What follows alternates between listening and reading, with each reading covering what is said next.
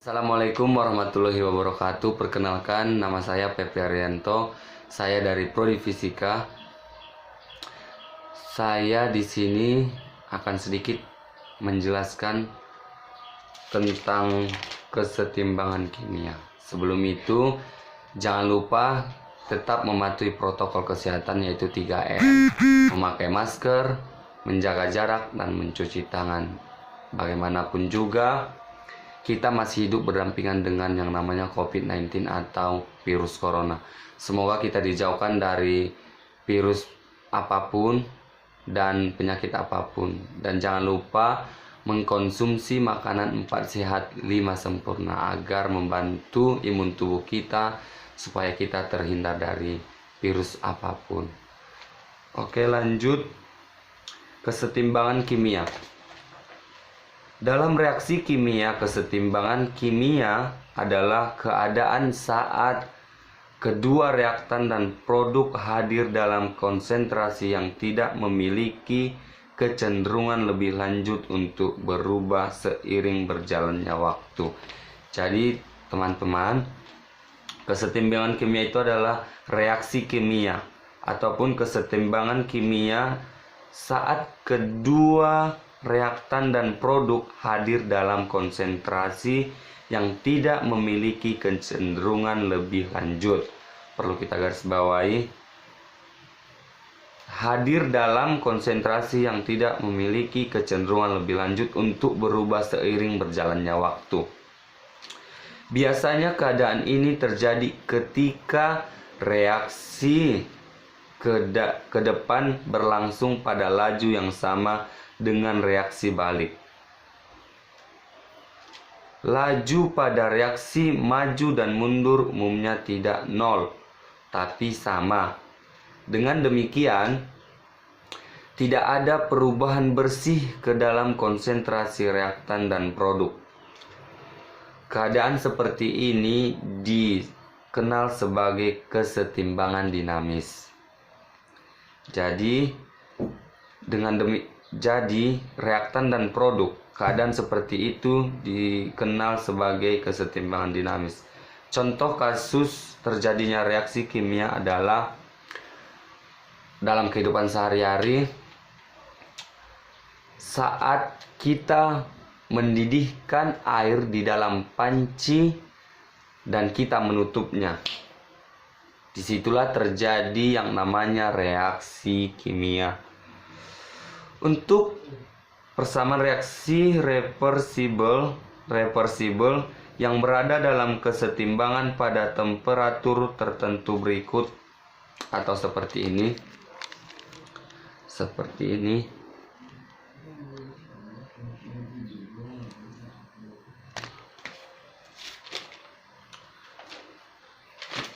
Oke, kita lanjut. Konstanta kesetimbangan K dapat dinyatakan sebagai rasio dari perkalian konsentrasi. Konstanta, sekali lagi saya bacakan, konstanta kesetimbangan K dapat dinyatakan sebagai rasio dari perkalian konsentrasi. Reaktan-reaktan dibagi perkalian konsentrasi produk-produk, di mana konsentrasi dari masing-masing substansi dipangkatkan koefisien stoikiometri dalam persamaan reaksi setara. Jadi konsentrasi kesetimbangan itu dapat dinyatakan sebagai rasio. Dari perkalian konsentrasi reaktan-reaktan dibagi perkalian konsentrasi produk-produk, di mana konsentrasi dari masing-masing substansi dipangkatkan koefisien stoikiometri dalam persamaan reaksi setara. Dalam perhitungan konstanta kesetimbangan reaksi homogen,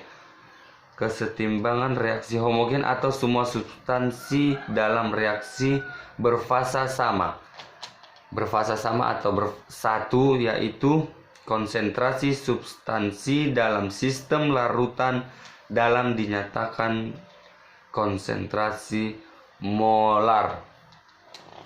Sehingga K dapat ditulis KC atau seperti ini.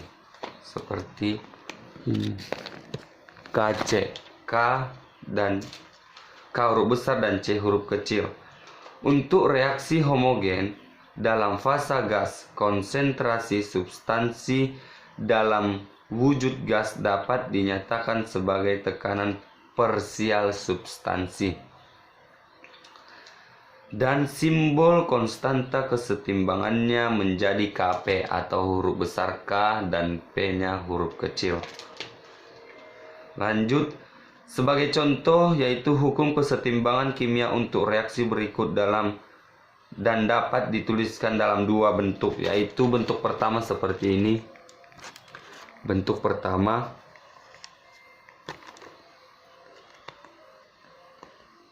cukup jelas, dan bentuk kedua seperti ini. Bentuk kedua, kita lanjut. Hubungan antara Kp dan Kc adalah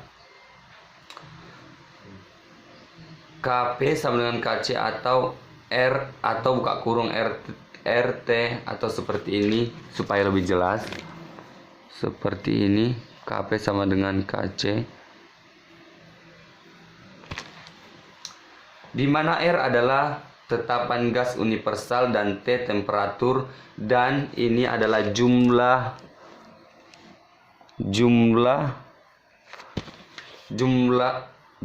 mol produk gas kurang jumlah mol reaksi gas. Jadi R-nya itu adalah tetapan gas universal dan T temperatur.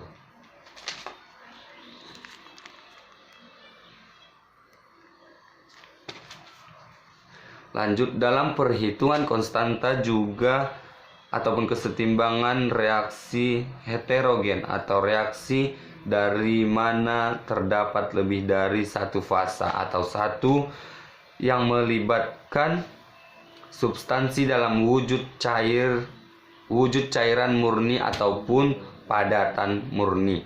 Konsentrasi substansi cair dan padatan tersebut diabaikan dan tidak ikut perhitungan. Diabaikan dan tidak ikut perhitungan.